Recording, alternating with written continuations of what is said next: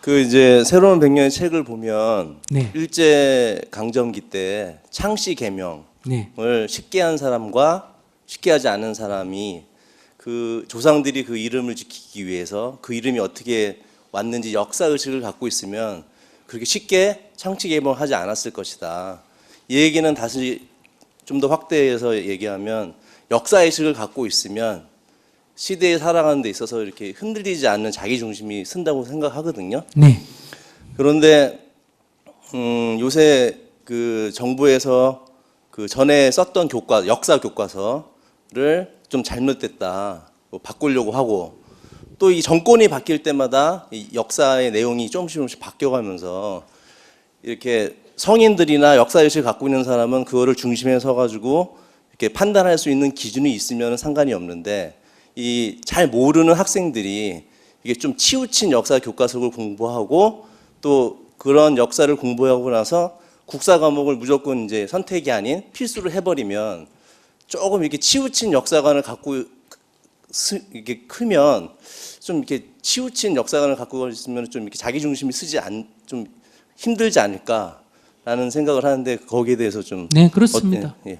네, 역사 지금 우리가 현재 교과서의 논쟁은 과거사가 아니고 뭡니까?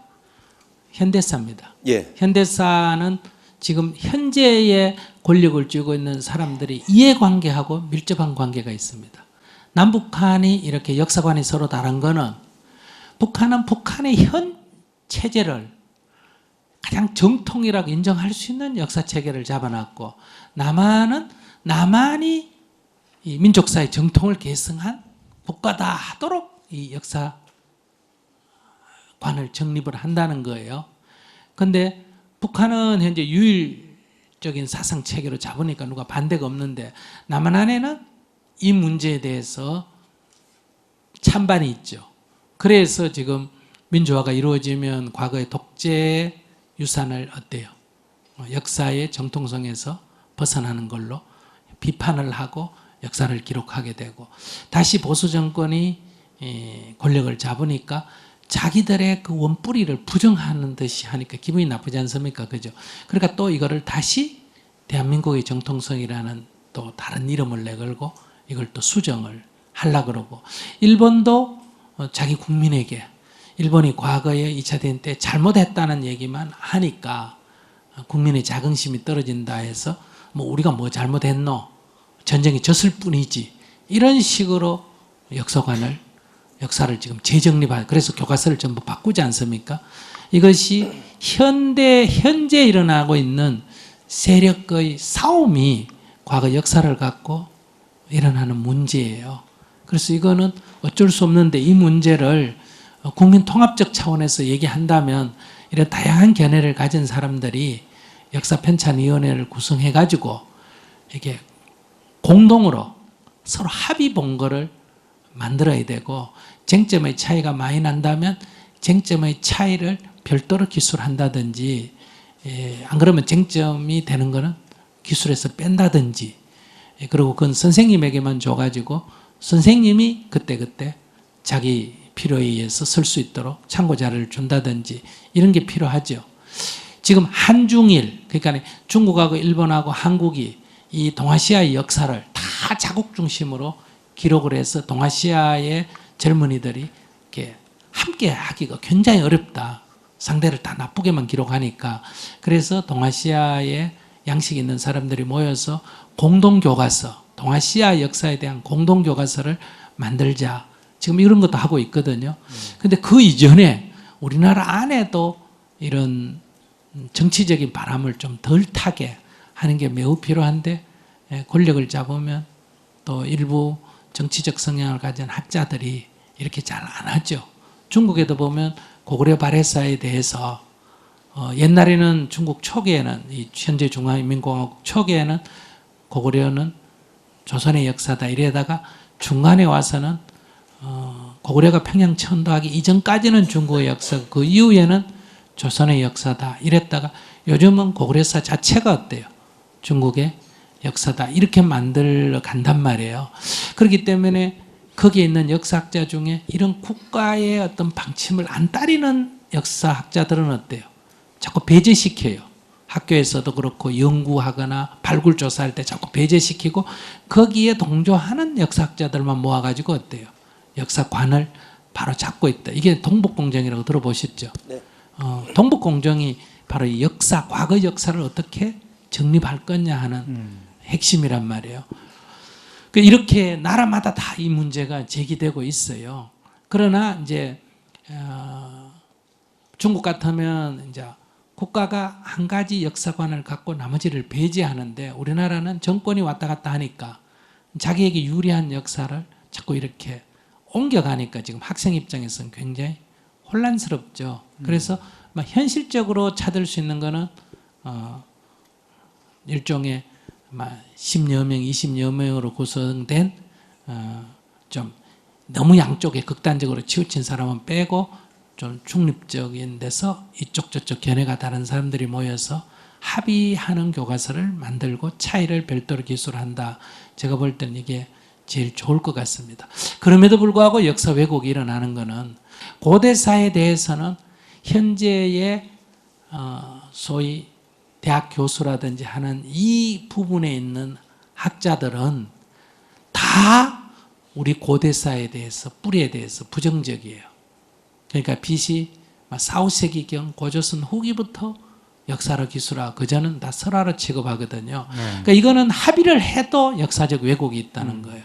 그러면 이 문제는 국가가 더 많은 자료들을 가지고 이 고대사, 민족의 뿌리에 해당되는 고대사 연구기관을 만들어서 그렇다고 무조건 우리 역사가 만년 됐다 이렇게 할 게 아니라 많은 이런 발굴된 것과 사료들을 검토해서 역사를 어느 정도 정립해 줘야 된다.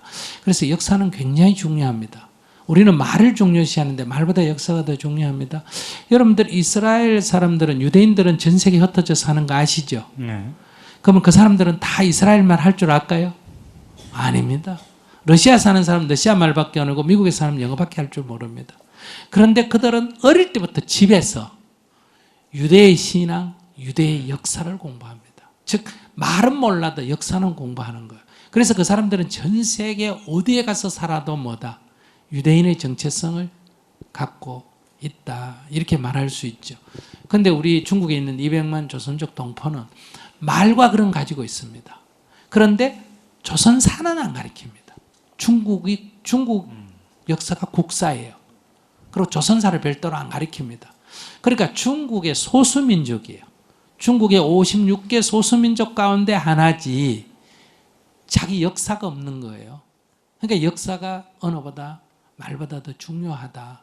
그런데 지금 우리는 지금 학교에서 가르치는 이런 논쟁보다 더 근본적으로는 우리 역사의 뿌리에 대한 과거 상고사에 대한 이 역사의 뿌리 부분에 대한 정립이 제대로 안 돼 있다. 그래서 우리는 무의식 세계에서 다 우리는 약소민족이고 우리 민족성은 은근과 끈기고 이런 굉장히 일종의 패배주의적인 이런 역사관이 지금 자리 잡고 있다. 그것마저도 지금 안 가르치려고 하고 있잖아요.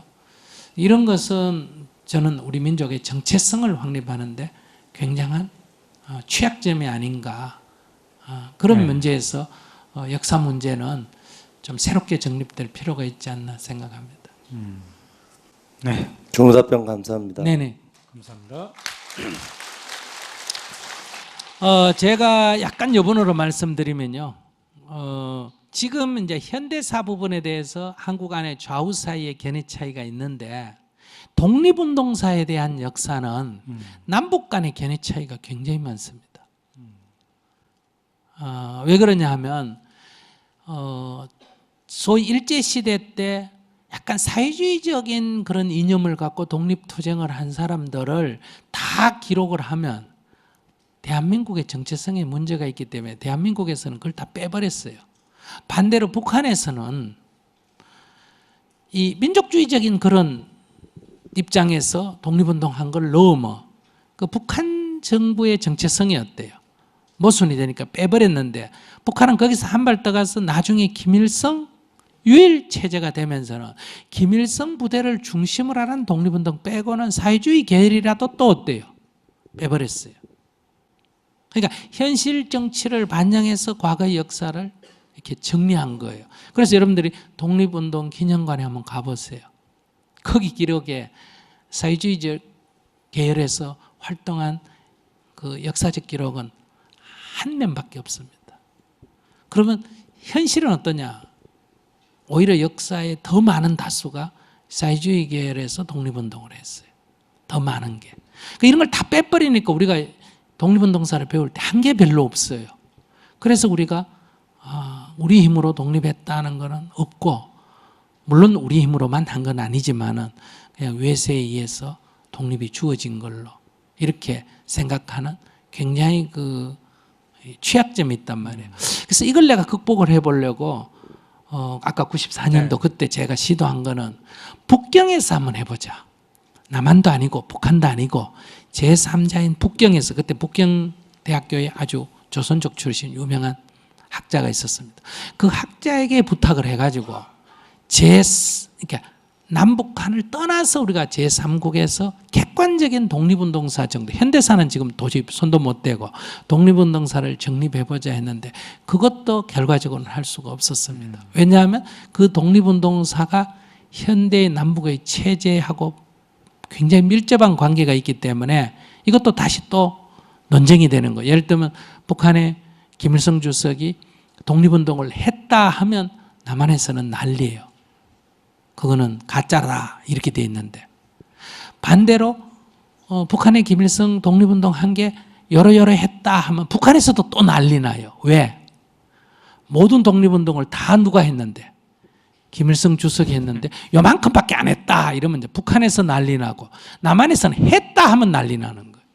그러니까 이게 손대기가 굉장히 어려워요.